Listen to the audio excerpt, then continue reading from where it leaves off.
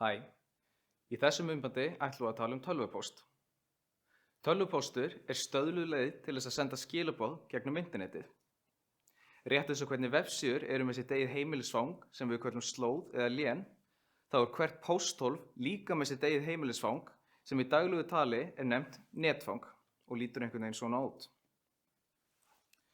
Þannig að það eru til ýmsar tölvupóstþjónustur í dag sem eru ókeypis og til að nefna dæmi um tvær vinsælar tölvupóstþjónustur sem þið getur notað er Hotmail frá Microsoft og Gmail frá Google. Tölvupóstur er mjög mikilvægt og öflugt tól.